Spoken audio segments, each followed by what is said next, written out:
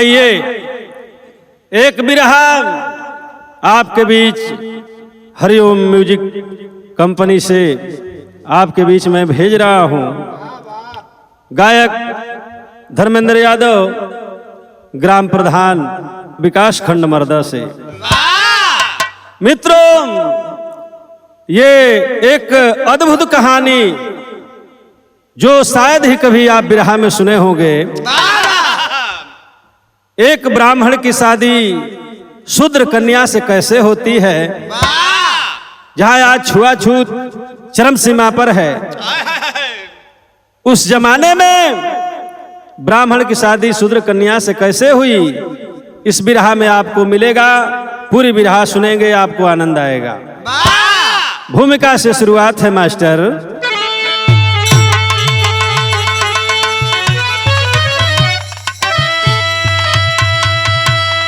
वेद शास्त्रों के प्रेमी रहे विक्रमादित्य,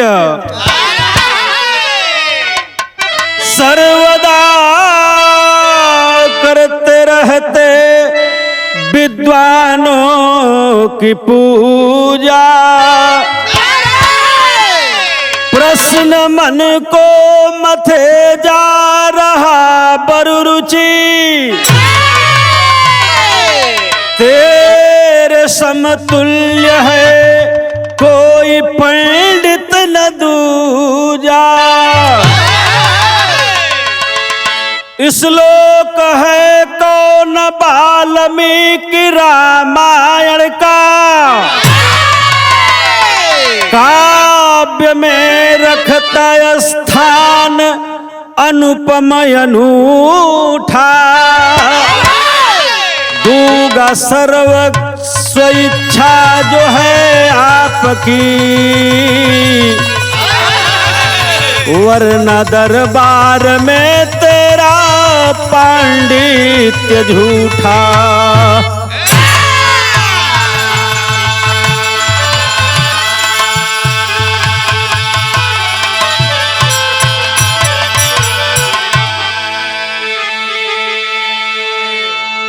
मित्रों, राजा विक्रमादित्य का दरबार लगा हुआ था। दरबार में सारे विद्वान पंडित दरबारी सभी बैठे हुए थे। विक्रमादित्य के मन में एक प्रश्न उठा। राज दरबार का विद्वान पंडित जिसका नाम बरुरुचि बताया गया, राजा कहते हैं कि बरुरुचि आप बहुत बड़े विद्वान हैं, लेकिन आज एक सवाल है आपसे। हमारे सवाल का जवाब आपको देना पड़ेगा। बरुरुचि ने कहा कि सरकार आदेश हो, मैं कोशिश करूंगा कि आपके सवालों का उत्तर मैं दे सकूं। राजा ने प्रश्न किया कि बरुरुचि बताओ, वाल्मीकि रामायण का वह कौन सा श्लोक है जो रामायण वाल्मीकि रामायण में अपना सबसे सर्वश्रेष्ठ स्थान रखता है। प्रश्न सुनकर के बरुरुचि घबरा गए और कहे कि सरकार, इस प्रश्न का जवाब आज नहीं, मैं कुछ दिनों के बाद सोच समझ करके आपको इस प्रश्न का जवाब दूंगा। हुआ क्या, एक लाइन गजल का भाव मास्टर।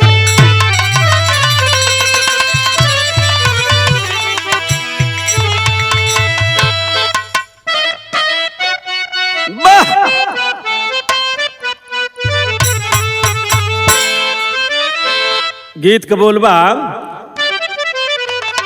कि गर तू न रहोगे,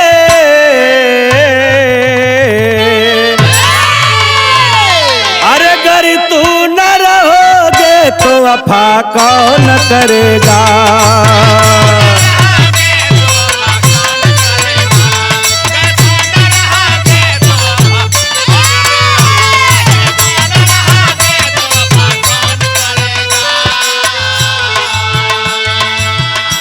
अगर तू न रहोगे तो वफा कौन करेगा।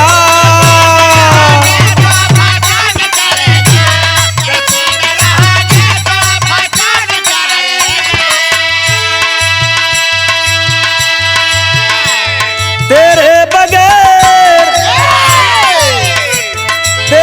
बगैर जी के भला कौन करेगा।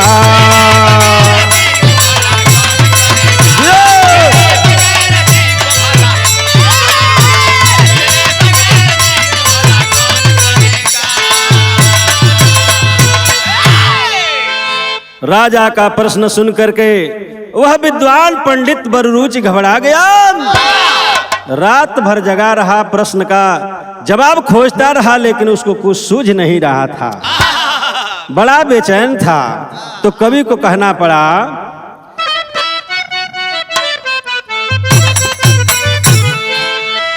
अरे अपमान का विष पीने से मर जाना भला है।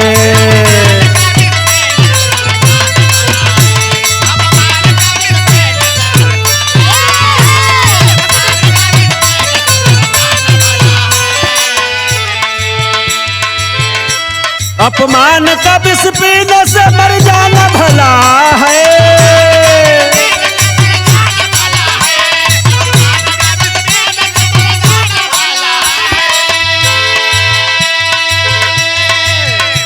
कुंठा विषाद ग्लानि ले बररुचि चला है।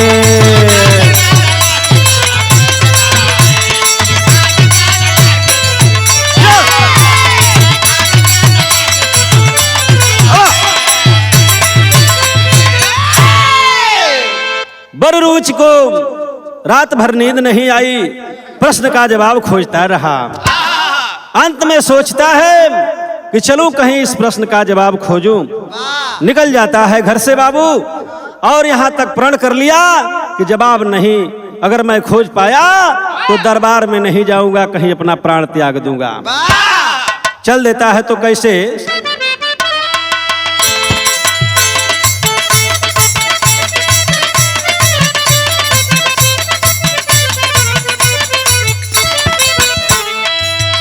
राजा का प्रश्न दिल को झकझोर दिया है।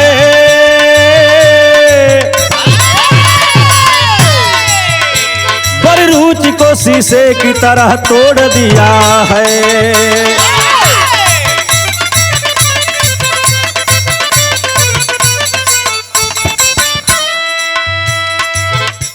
41वें दिन सायं समाधान ना मिला।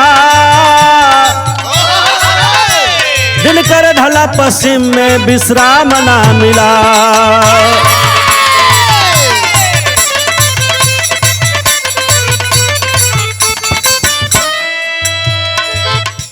पहुंचा है सायं काल अब अरण्य के बीचे।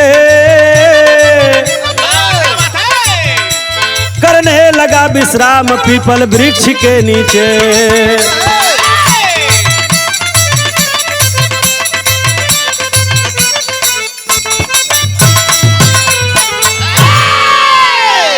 बाबू वह बररुचि पंडित जब रात भर जगा, उसके समझ में कुछ नहीं आया, घर छोड़ करके चल दिया प्रश्न का जवाब खोजने के लिए।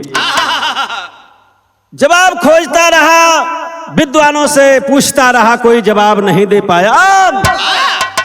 41 दिन बीत गया। 41 दिन में उसको समाधान नहीं मिला। घूमते घूमते वह जंगल में गया और एक घनघोर पीपल का वृक्ष था। उस वृक्ष के नीचे वह चादर बिछा करके लेट गया। चादर बिछा करके लेट गया और यही कह करके लेटा कि आए इस पीपल वृक्ष के नीचे, इस पीपल वृक्ष पे रहने वालों, यहाँ जिसका भी स्थान हो तुम हमारी रक्षा करना। ये कह करके बररुचि वहां विश्राम करने लगा। तो हुआ क्या,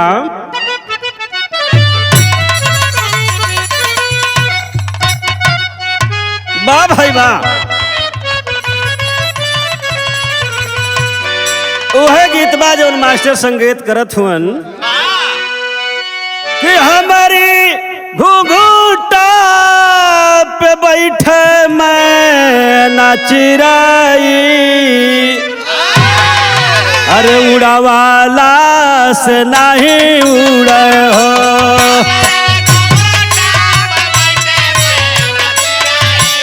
वाह भैया वाह।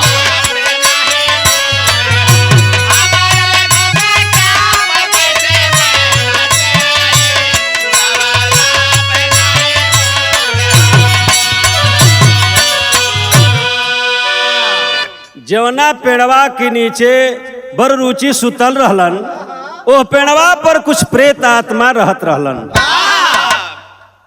कुछ अशरीरी जीव उस पेड़ पर रहते थे, वो उनकी रक्षा करने लगे। जब घोर अंधेरा हो गया, रात गहरा गई, तो कुछ और अशरीरी भूत प्रेत आत्माएं उस पीपल पर आकर के रुकी। रुकने के बाद उस पीपल पर रहने वालों से कहा कि चलो आज हम लोग पर्यनों के देश में चलते हैं। पर्यन का मतलब होता है कि कोई नीच जाति का, उसके घर प्रसव होने वाला था, बच्चा पैदा होने वाला था। प्रेत आत्माओं ने कहा कि चलो वहां चल करके और अपना भोजन करेंगे, रक्त और जो नीर उनके शरीर से निकलेगा उसको छक करके हम लोग पिएंगे।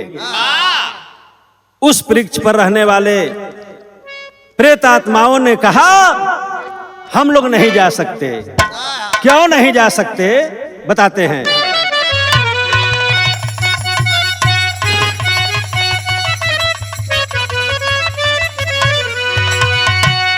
कि भैया कैसे जाए पर्यन की दुआरिया, पुजरिया नीचवा सुतल बाट हो।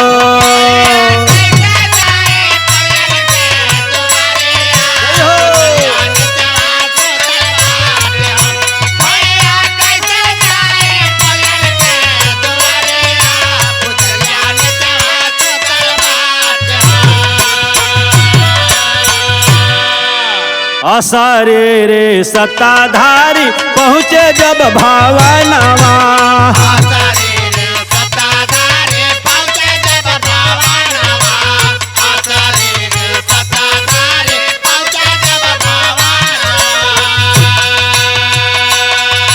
शूद्र कन्या जन्म लेहली विधि का विधानवा।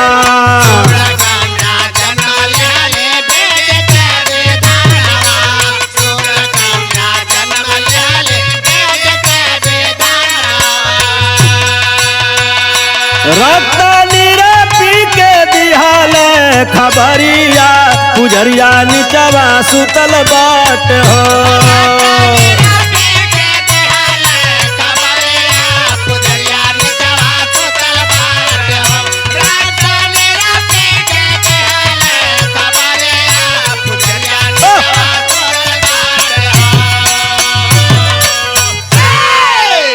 वृक्ष पर पीपल पर रहने वाले अशरीरी सत्ताधारियों ने कहा कि आप लोग जाइए, रक्त नीर का आनंद लेकर के और हमें भी खुशखबरी बताइएगा।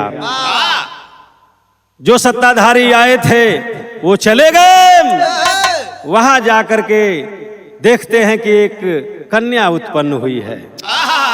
रक्त नीर का पान किए और वहां से लौट करके फिर उस पीपल के वृक्ष पर आए।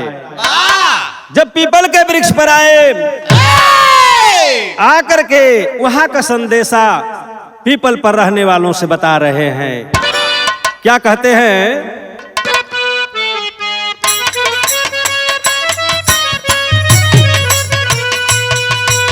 माँ विधि अनभिज्ञम बाटे बाबा नवा,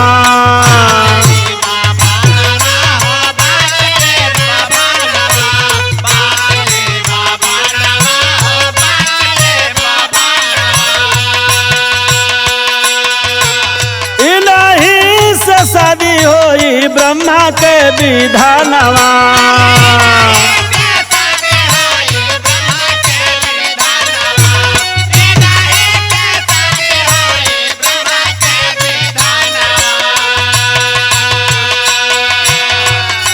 बिहन वृंदावन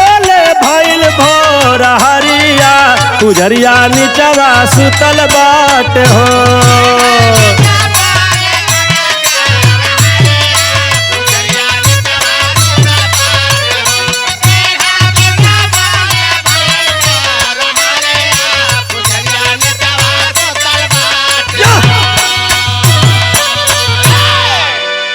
रक्त और नीर का पान करने के बाद वो प्रेतात्माएं पीपल वृक्ष पर जब पुनः पहुंचती हैं, जाकर के उस वृक्ष पर रहने वालों से बताया कि भैया वहां तो कन्या पैदा हुई है, लेकिन ये जो पीपल वृक्ष के नीचे सोया हुआ है, विधि का ऐसा विधान है कि उस कन्या से इसकी शादी लिखी हुई है, लेकिन यह इस बात से अनभिज्ञ है, इसको इस बात का पता नहीं है। और पंडित जी सुतल ना रहला, उनका बतिया फुसुर फुसुर सुनत जाग गई रहला। धीरे धीरे भोर हो चुका था, पंडित जी उनका कुल बात सुनत हुआ। संस्कृत में बताया कि माँ विधि अनभिज्ञम। इतना जब वह ब्राह्मण सुना तो उस राजा के प्रश्न का उसको जवाब मिल गया। जब जवाब मिल गया, वह ब्राह्मण करता है क्या?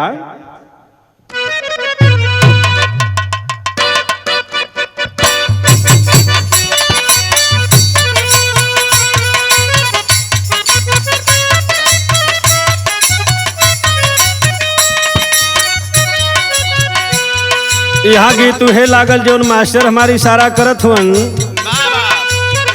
बड़ी याद आवे पिया के प्यार कोई,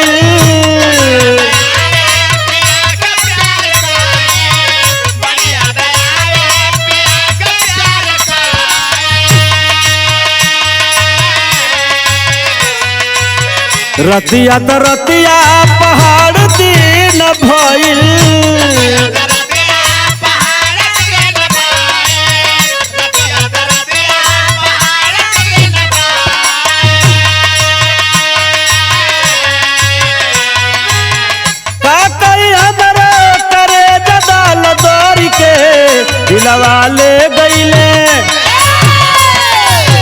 दिलवा ले गईले राजा बोतल में भर के।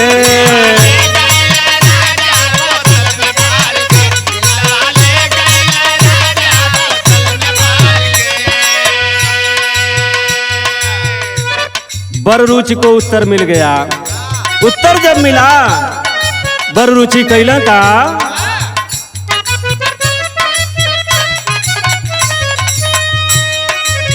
उठ के बैठल सही उत्तर मिला,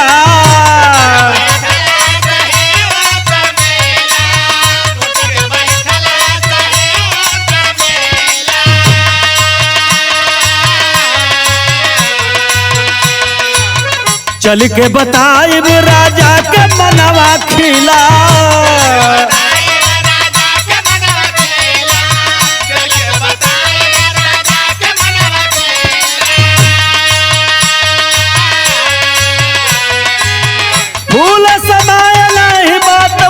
सुन के बनवा से चलल राजा मनवा में गुन के।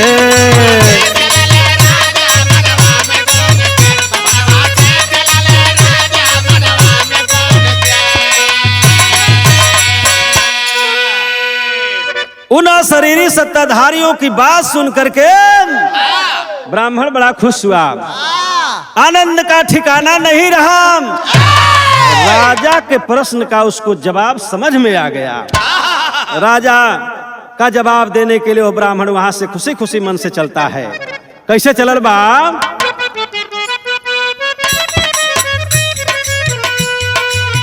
बररुचि अइल तब राजा के समानवा,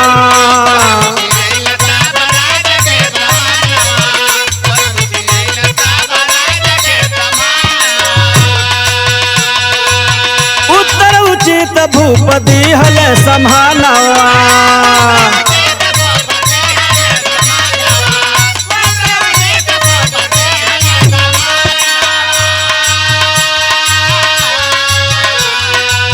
जय जयकार होला तब वर्ष पर सुन के बनवा से चलल राजा मनवा में गुन के।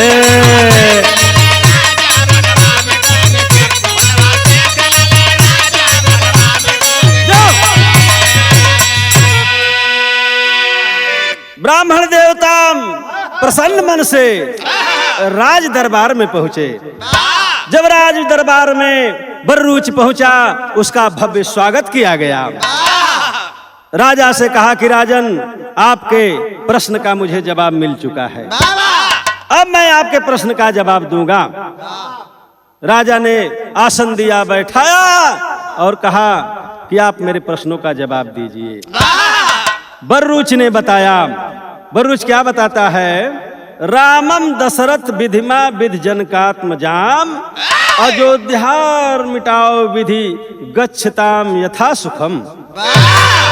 कहा कि यही श्लोक महत्वपूर्ण है।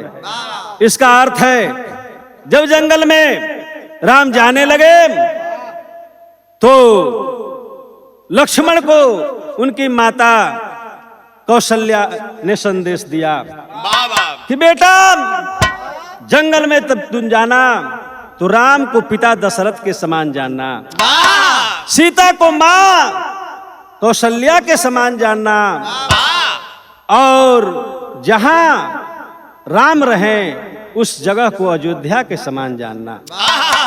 यही संदेश मां कौशल्या ने लक्ष्मण को बताया था। और यही श्लोक वाल्मीकि रामायण का सबसे महत्वपूर्ण श्लोक है। इस बात को सुन करके, इस उत्तर को सुन करके और राज दरबार में खुशी छा गई। राजा प्रसन्न हुए। बररूचि से कहा कि जो मांगना है मांग लो। बररूचि करता है क्या? तरज बदल गई मास्टर।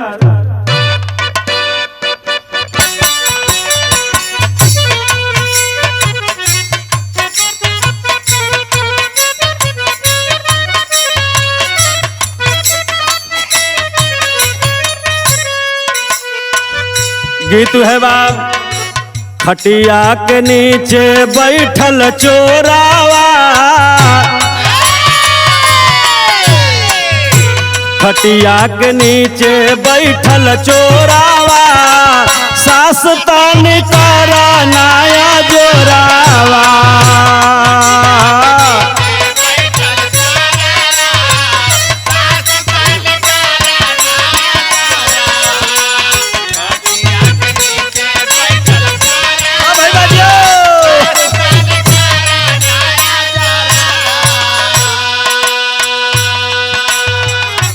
बररूच ने बताया राजा को, परियन घर जनमल छोकरिया, परियन घर जनमल छोकरिया, बात माना करना या देरिया।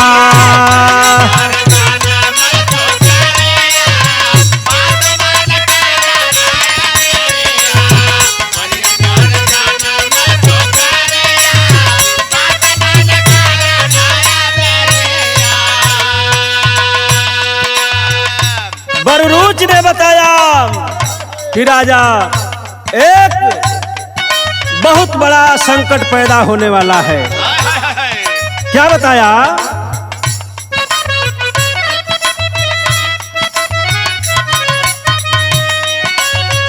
शूद्र सुता जो जीवित रहित न साल हो,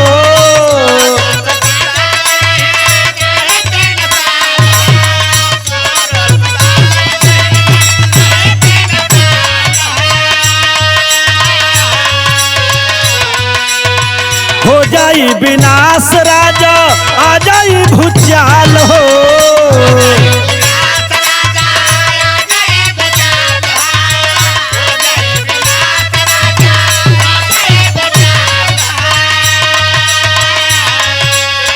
कहे बररूच लागे डरिया,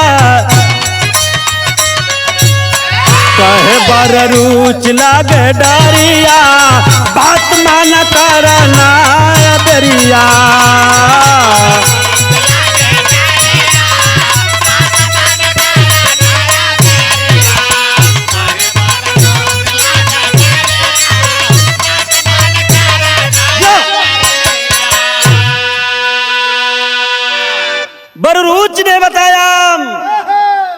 राजा विक्रमादित्य, आपके राज में भारी संकट आने वाला है। राजा कहे कि ऐसा क्या होने वाला है महाराज, बताइए तो सही। पंडित ने बताया, पर्यन के घर में एक कन्या ने जन्म लिया है। यदि वह कन्या 3 साल तक जीवित रह गई तो सारा राजपाट चौपट हो जाएगा, भूचाल आएगा और धरती उलट पलट जाएगी। राजा इस तरह की बात सुनकर के आश्चर्यचकित हो गए। सोचने लगे कि ऐसा अगर हुआ तो बहुत भारी तबाही आएगी। कहलन कि एकर कोनो उपाय बा बचला का।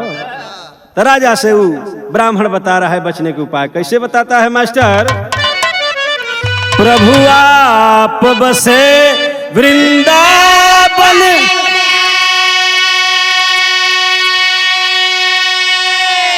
प्रभु आप बसे वृंदावन में, मेरी उम्र गुजर गई गोकुल में।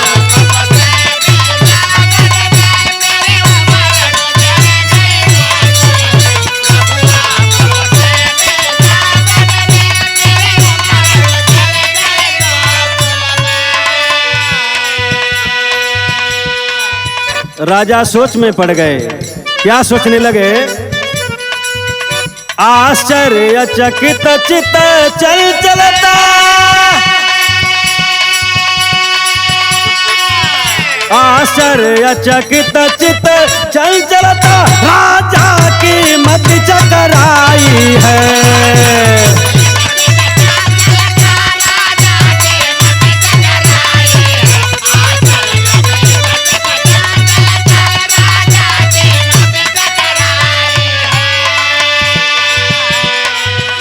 अब शीघ्र जतन करिए विप्रवर, दरबार में मातम छाई है।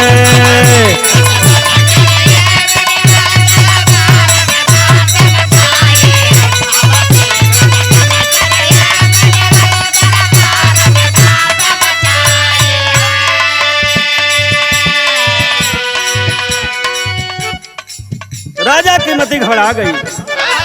सोचने लगे कि अगर ऐसा हुआ तो बड़ा अनर्थ हो जाएगा। राजा पंडित से पूछते हैं। क्या पूछे? है सुता कहाँ बतला दीजिए।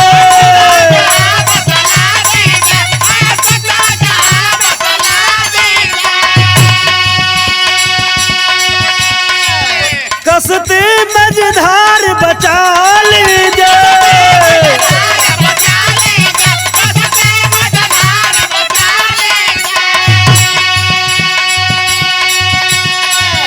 अब शीघ्र जतन करिए विप्रवर, दरबार में मातम छाया है।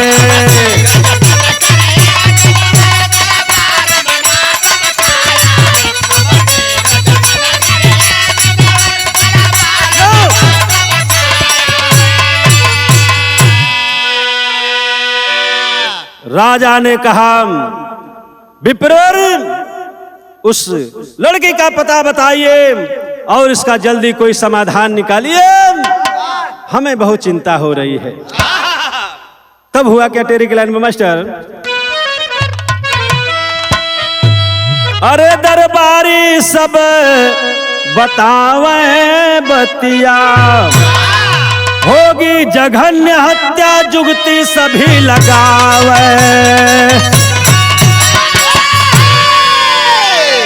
होगी जघन्य हत्या जुगती सभी लगावे, दरबारी सब बतियावे बतिया। राजा ने कहा उस कन्या का वध कर दिया जाए, लेकिन दरबार के विद्वान पंडितों ने कहा हत्या का पाप लगेगा राजा आपके ऊपर, कोई दूसरा उपाय कर लिया जाए। तो दूसर उपाय का कैलन? कदली कतना बेड़ा बनवा,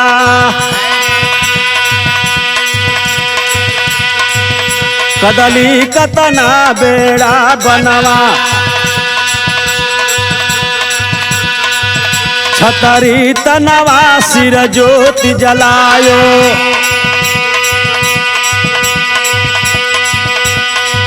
सरिता में बहाय दिए उसको,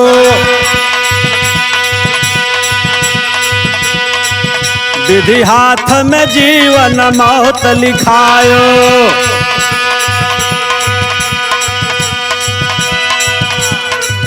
अधिकार जिला न सके जिसको,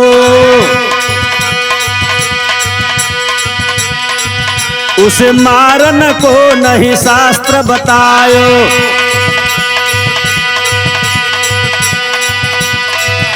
स्नान करत ब्राह्मण बनिता, स्नान करत ब्राह्मण बनिता, करुणा छलकी तट खैंच ले आयो।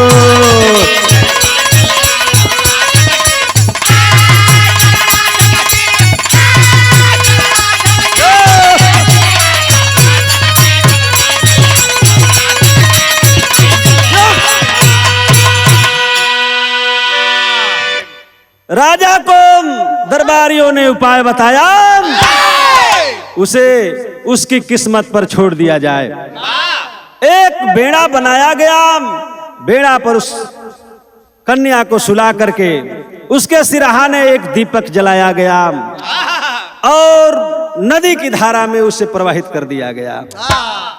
बेड़ा बहता हुआ जा रहा है, वह ज्योति जल रही है। बहते बहते वह बेड़ा बहुत दूर चला गया।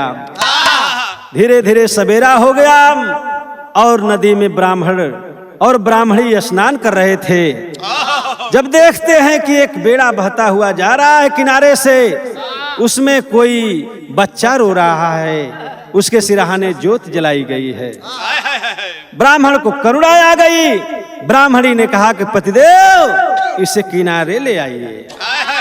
ब्राह्मण उस बेड़ा को पकड़ करके जब किनारे लाया तो देखता है कि इसमें तो एक बहुत ही सुंदर कोमल सुशील और नवजात कन्या है। तो हुआ क्या मास्टर?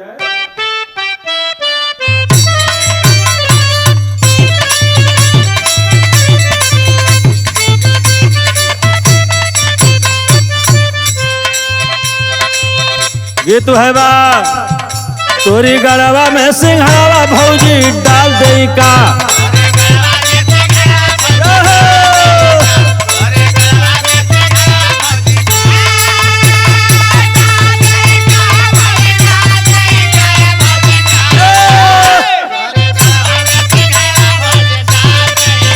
तोहरी गड़वा में सिंघाड़ा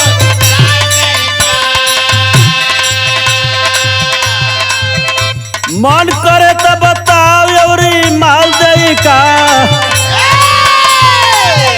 मन करे तो बताओ यौरी माल दई का रे, तोरी गड़वा में सिंघाड़ा भौजी डाल दई का।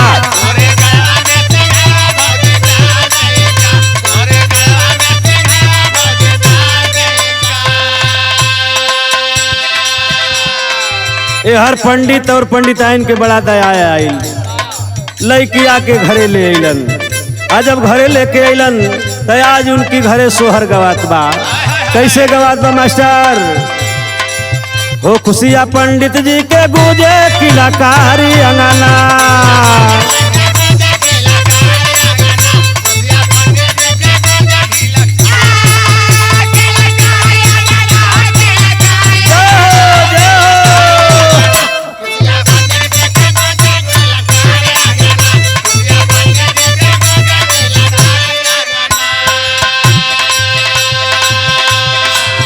सोहर गावेली गुजरिया देखे तारी अंगना। सोहर गावेली गुजरिया देखे तारी अंगना। खुशिया पंडित जी के गुजे किलकारी अंगना।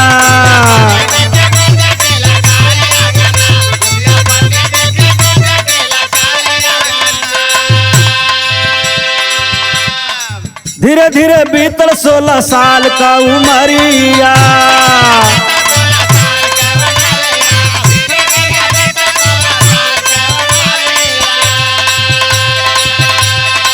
बतिया बिचारे ब्राह्मण बेटी का सगैया।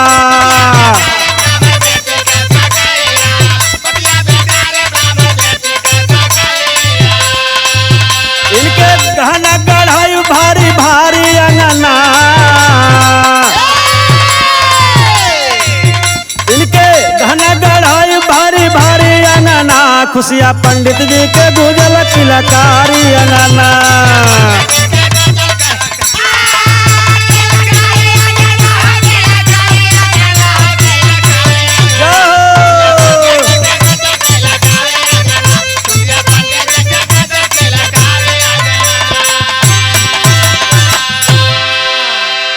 अरे भैया, वह ब्राह्मण और ब्राह्मणी ले आकर के उस लड़की का सेवा सत्कार करने लगे और घर में मंगलचार हुआ, सोहर गवाई गई। अब धीरे धीरे समय बीते लागल। आज समय बीतते बीतते 16 साल हो गया। जब 16 वसंत पार करती है, वह कन्या नवजुवती हो गई। अब पंडित जी अब पंडिताइन के ओकर ब्याह का चिंता होखे लागल। सोचे लगलन लोग कि बिटिया के खूब बढ़िया बढ़िया गहना गढ़ा के अब्बे से रखल जाई, त जहिया इनका विदाई होई सज धज के अपनी ससुरार जइहन। ई तमन्ना ब्राह्मण और ब्राह्मणी सजावत हुअन, लेकिन घटना का घटल मास्टर तरज बदल गई।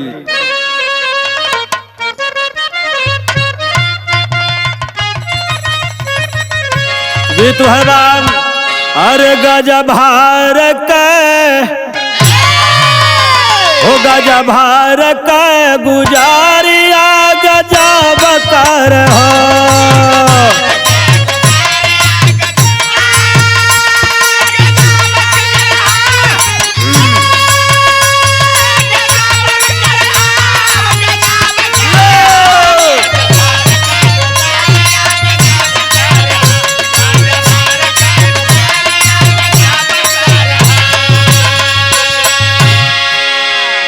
हमारे रामदेव गुरु जी बतावे कि जब अरे बोलाई अरे अब बकार हो, गाजा भार का गुजारिया गजा बकर हो।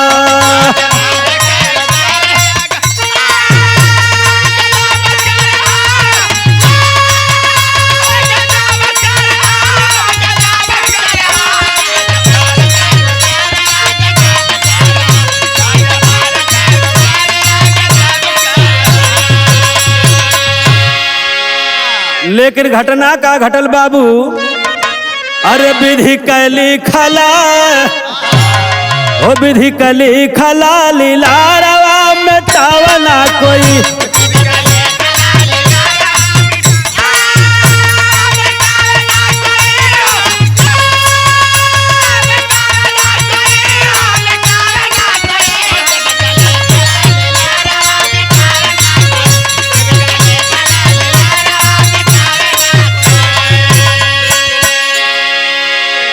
एक दिन बार रुचि यात्रा पर जाई, 18 जंगल में एक ब्राह्मण घर आई।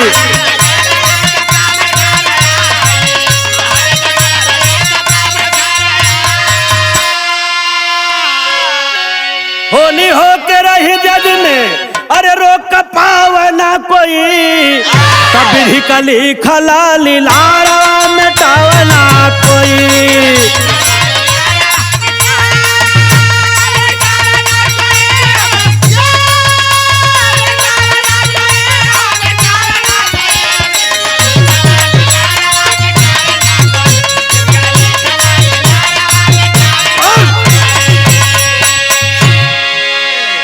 हर पंडित जी या पंडिताइन वो लड़किया का ब्याह शादी कैला के कल्पना करत हो लोग, लेकिन विधि की विधान के कुछ और मंजूर बा।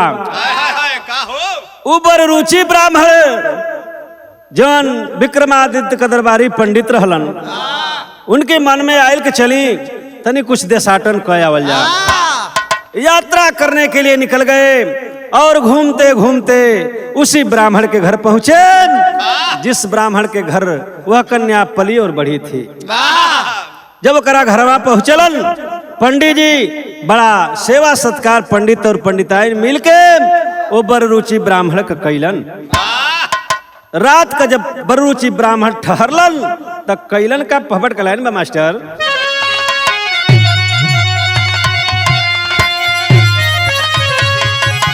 अरे बोले बिटिया हाथ जोड़ते छनवा हमारे बाबूजी, आ कहिए ब्राह्मण शीघ्र करें स्नानवा हमारे बाबूजी।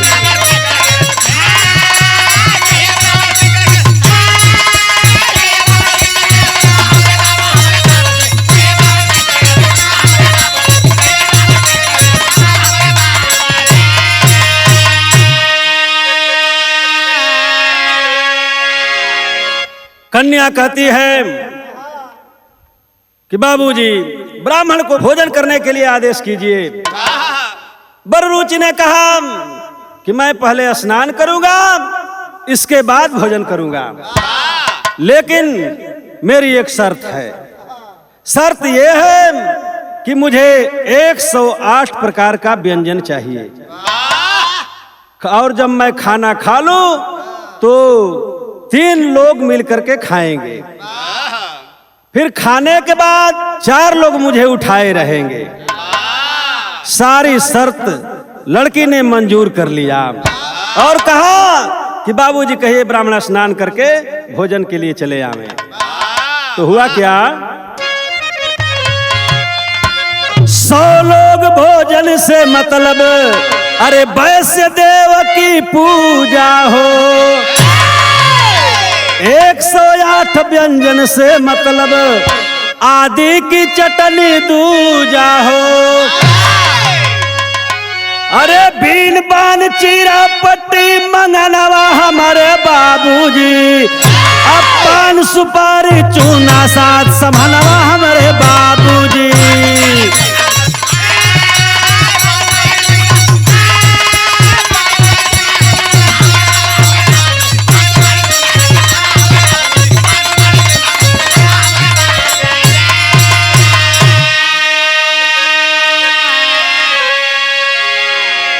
पंडित जी का बात सुन के ब्राह्मण और ब्राह्मणी घबरा गईलन कि तो बड़ा गंभीर शर्त रख देना पंडित जी, अगर ये हमार ना पूरा कर पावल जाई तब बड़ा नाराज हो जाई। लेकिन लड़किया बतौलस कि बाबूजी घबरा मत, इनकी शब्दवा का खाली उलट फेर बा। ई कहत हुवन कि हमके 108 प्रकार का व्यंजन तैयादी का चटनी बना देबा तो 108 प्रकार का स्वाद दे ले। आदि का चटनी मांगत हुआ, 3 लोग मिलकर के खाएंगे तो पान सुपारी और चूना, माने खैला के बाद ही पान खइहा, जौना में चूना कथा कुल मिलल रही। ठीक, ऐसे गैस ना बने तो, और 4 लोग उठाए रहेंगे। बीन बान चीरा पट्टी समनवा हमारे बाबूजी, अब 500 पारी चूना साथ समनवा हमारे बाबूजी।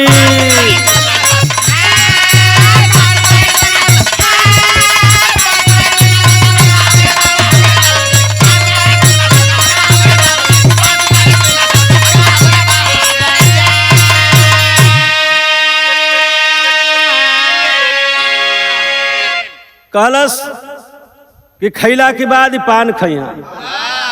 5वीं शर्त इनका सुना, का बतौले बा। 5वीं शर्त ब्राह्मण की सुनिए, खाना खाने के बाद हो 4 लोग उठाए रखी है, खटिया की दरकार हो। कहलस कि जब खनवा खा ली हाँ तो कहत हूँ कि 4 लोग हमके उठौले रही है, मने खटिया मांगत हुआ 4 पाँव वाली, 4 पाँव के खटिया पर सुती है, यह कहल चाहत हुआ। फिर का कहले बा,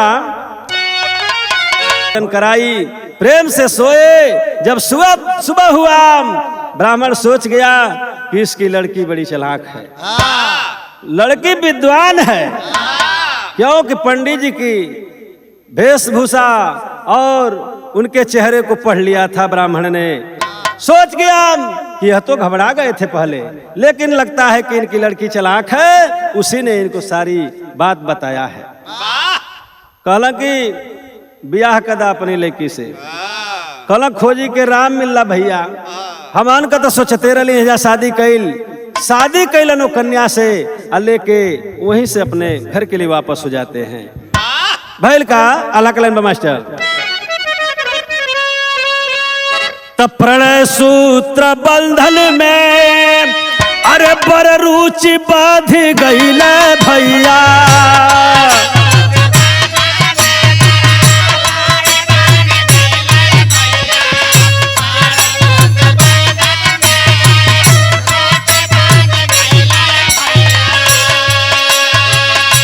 प्रेम की प्यास कन्या भरत मुस्काना।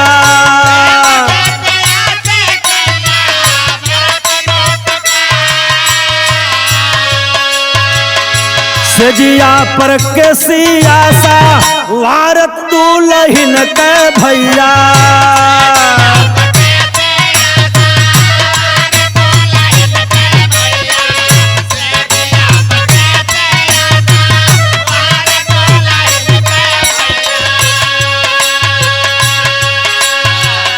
मिलसी पे गड्ढा देखे जल का निशाना।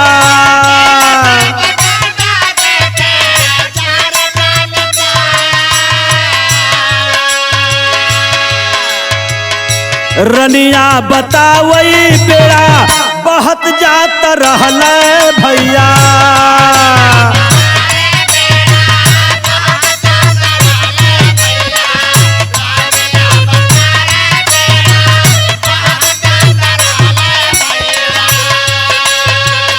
माई हमके खींच के ले आइली मकाना।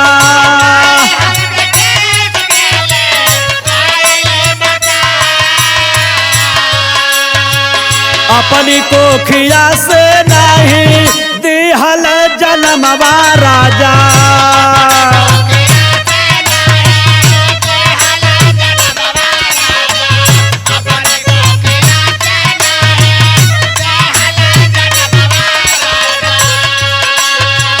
धर्म का मतारी पालन कैली हमारा।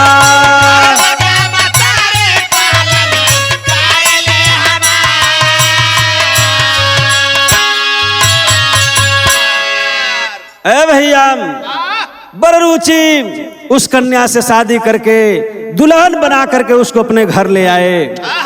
सुहाग रात का सेज सजल बा। जब सेज पर पहुंचलन बड़ा प्यार करत हुअन से ओकर केस सहलावत हुआ समारत हुआ। नीचे का कि ऊपर का हो? ऊपर है वाले भाई। तो सहलाते हुए देखते हैं कि इसके सिर पे एक जगह गड्ढा है और वहां जले का निशान है। राजा पूछलन कि कपड़ा में कैसे गढ़ा तोहरी हो गई, कैसे जल गईलू? तब वो बतावत बा कि एकरे पीछे बड़ा रहस्य बारा। स्वामी, मैं बचपन में मेरे माता पिता मुझे बेड़े में बिठा करके सुला करके और हमें नदी में बहा दिए थे। हम जहाँ से बिहवा के ले ला उन लोगन का जन्मल लड़की ना है। उ लोग नदी में नहात रहलन, हम बहत जात रहली। बाबू माई जौन हमार धर्म के बाप महतारी बा लोग दया आइल हमके नदिया से निकाल के ले अलन आ अपने घरे लिया के पलना पोसलन। तो हम बड़ भैली, आज तो से शादी करके तोहरे यहाँ चली अली। जब इतनी बात बर रुचि सुनलन, उनके वो प्रेतात्मा का कहानी याद आवे लागल। उन्हन का कहल बात आज बर रुचि के याद आ गई बा। तब भैल का मास्टर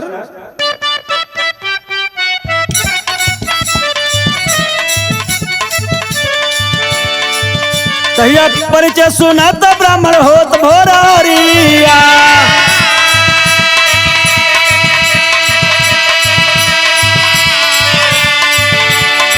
ए भैया देश भ्रमण हेतु दोनों किए प्रस्थान।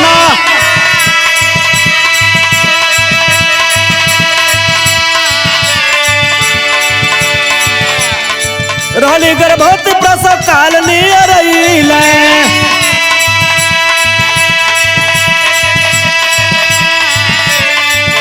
अरे लाल के जन्म दहली खुले समान।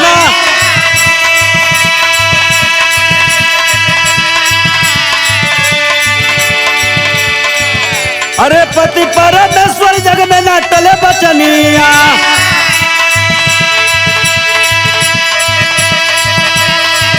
तैया बनवा में छोड़ चले लाल के सुजाना।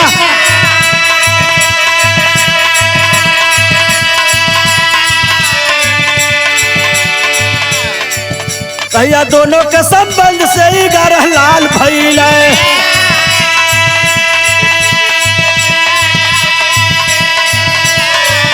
अरे छोड़ दिए बन में गोद भइल सुनसाना।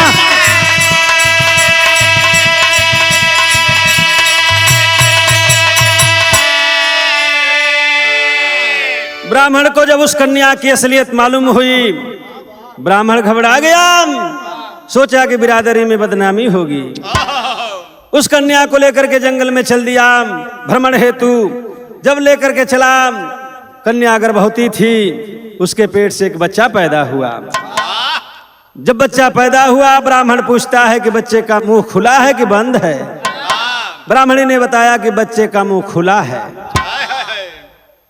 तब कहा कि तब इसे छोड़ दो, क्योंकि जब इसका मुंह भगवान खोले हैं तो आहार इसको मिल जाएगा। यही तरह 11 लड़का पैदा भइलन। आई है सवाल पूछे और ये जवाब दे। 11 के छोड़ के वो आगे बढ़त चल गइलन सब। लेकिन जब 12वां पैदा भइल लड़का, तब पूछलस कि मुहवा खुलल बा कि बंद बा। तब वो बतावतिया कि नाही एकर मुहवा बंद बा। जब बंद बतौलस तक कैलस का, खड़े के लाइन में मास्टर,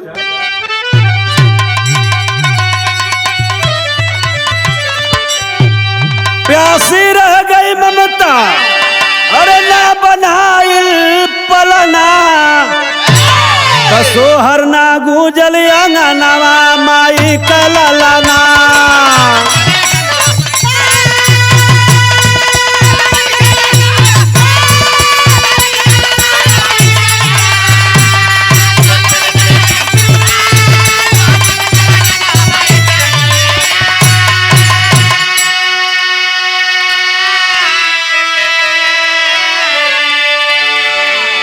मृतक लाल को पर्वत ऊपर दोनों ने दफनाया।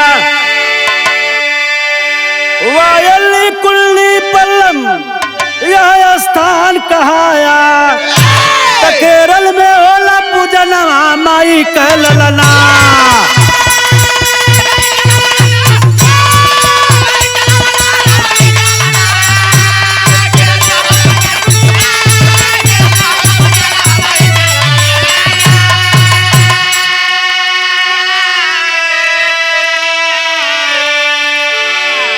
बारहवां लाल जब पैदा हुआ, उदुलहनिया बतौलस कि एकर मुहवा तो बंद बा स्वामी। कलन किसे ले लो, इसका मुंह नहीं खुला है तो इसे आहार नहीं मिलेगा। लेकिन ओकर मुहवा बंद ना खुलल रहे, झूठ बोलस। अब साथ में लेके चलल बा कि बचवा का प्यार हमके मिली, लेकिन डर के मारे अपने स्तन का पान भी नहीं कराई। क्योंकि ब्राह्मण जब जान जाएंगे, हमारे पति जान जाएंगे, तो हमें झूठा साबित होना पड़ेगा। लड़कवा के गोदी में सटौले 2-4 दिन बीतल, बिना आहार के लड़का मर गइल बा। जब वह मर गया तो दोनों ब्राह्मण और वह कन्या ले जा करके उसे दफन कर दिए। दफन कहाँ किए कि केरल में एक स्थान पड़ता है जिसका नाम है वायल्ली कुन्नी पल्लम। इसी स्थान पर ले जाकर के उस बालक को दफनाए। जब उस बालक को वहां दफनाए तो आज भी वहां भव्य मंदिर बना हुआ है और लोग उस मंदिर में जाकर के धर्म जात पात भूल करके बिना मुंह की देवता का पूजा करते हैं। हिंदी में होकर यह अर्थ होला कि बिना मुंह का देवता। तो जा करके आज भी केरल में वह स्थान बना हुआ है, वहां लोग पूजा करते हैं। कैसे मास्टर? परई पुट्टी कुल्लम पंदिरम नाम से हुए विख्यात।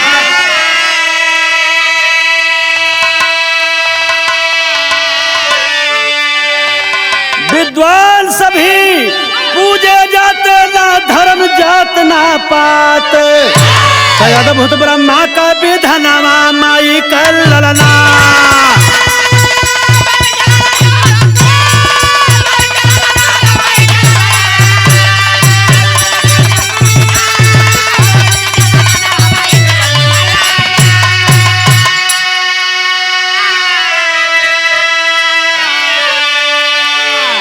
परई पुट्टी कुलम पंदिरम के नाम से आज भी वह मंदिर प्रसिद्ध है। गुरु गणेश गुरु रामलाल जो काव्य कलम से लिखा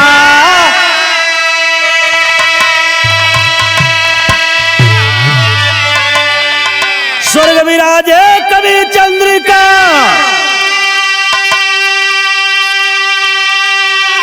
अरे कवि के सौ से सीखा